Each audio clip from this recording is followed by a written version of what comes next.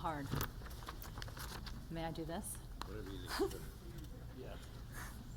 Shabbat Shalom and Gemar Chatima Tova.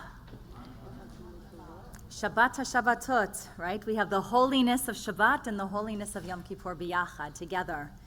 So before I go into my Devar, I wanted to just read the first part of the Torah portion with you all. So it says, Vayidaber Adonai el Moshe lemor, daber el bnei Yisrael, adat bnei Yisrael, v'armata alehem kedoshim tiyu ki kadosh ani Adonai Elohechem. Which basically means, if you look at the English, God is saying to Moses, go Moses, speak to the people, right? It says, Moshe lemor, daber bnei Yisrael, all of Israel, and tell them that they need to be holy.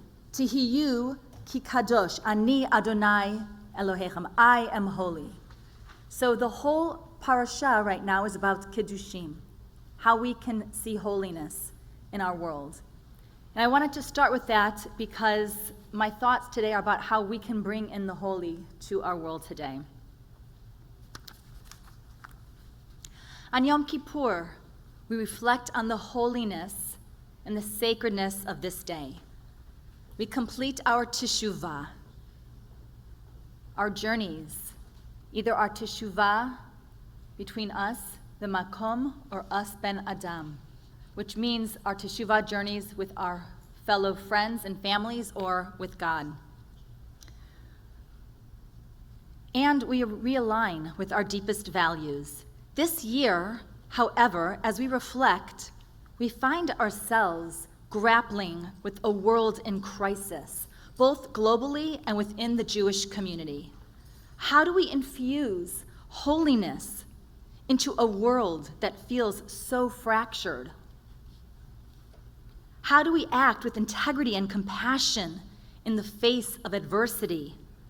The growing rise, as we've heard throughout our services together, of anti-Semitism and the continued turmoil in Eretz Yisrael.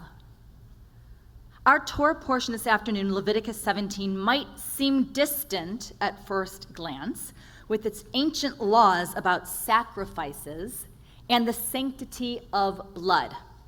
Yet, its message holds powerful relevance, for the life of the flesh is in the blood. This underscores the sacredness of life, symbolized through the prohibition of consuming blood.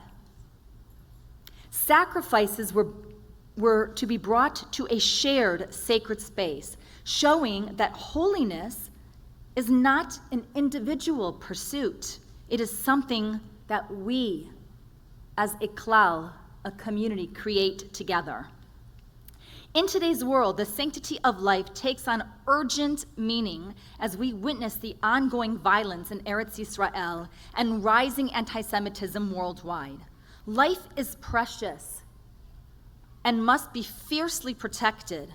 These laws remind us of timeless principles that call us to action, urging us to bring holiness into our lives and the world around us. One central mitzvah that emerges from this chapter is Kol Yisrael Aravim Zeh Lazeh. All of Israel is responsible for one another. This holy sense of responsibility calls us to stand up for each other, especially in times of crisis.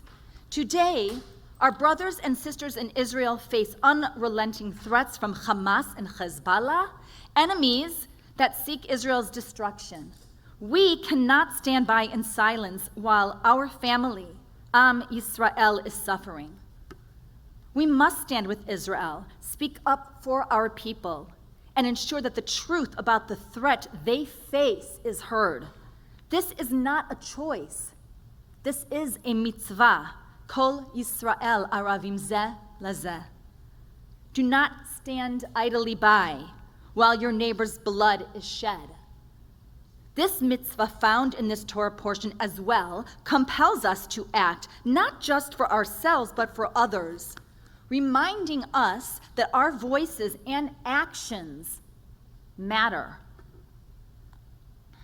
We must support efforts to bring the hostages home now and share the truth about Israel's right to defend itself. In a time of division and denial, our voices and actions can be lights in the darkness. Finally, I would like to point out another mitzvah which is found in this afternoon's parsha. Love your neighbor as yourself.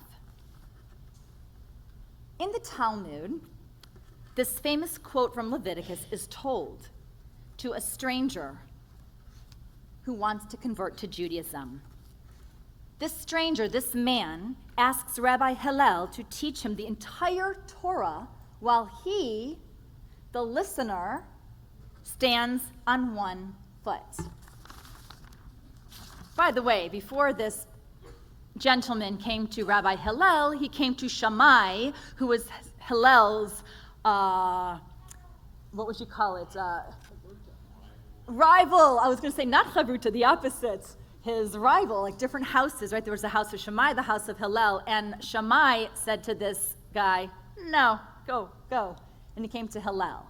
So what did Hillel do? He tells the stranger, as he stands on one foot, that which is hateful to you, do not do to your fellow. You shall love your neighbor as yourself. Then he says, that is the entire Torah, and the rest is commentary. Now, go and study. We take that, especially now in these times, to love our neighbors.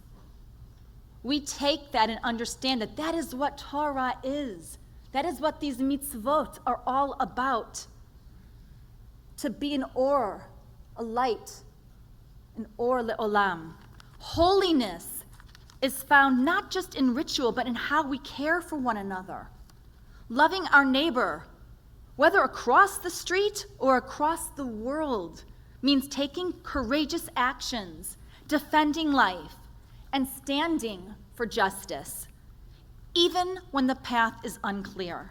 Holiness, kedusha, requires us to move forward with conviction.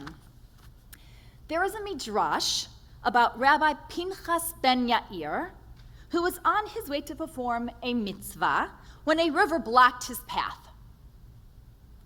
Knowing his mission was holy, he commanded the river to part. And it did. And he was able to continue his journey and fulfill the mitzvah.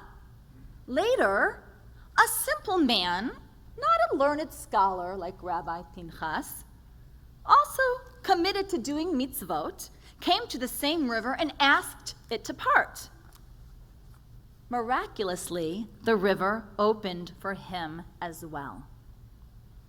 This story reminds us that holiness is accessible to everyone, not just scholars or the pious, but anyone devoted to living out the values of justice, kindness, and communal responsibility.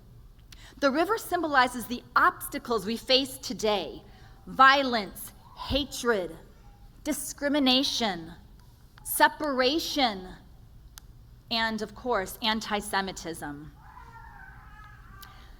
Like the simple man, we may feel unprepared or inadequate to meet these challenges, but if we stay committed to the mitzvot, standing up for what is right, protecting life, and loving our neighbors, then we too can part the rivers and overcome the obstacles before us.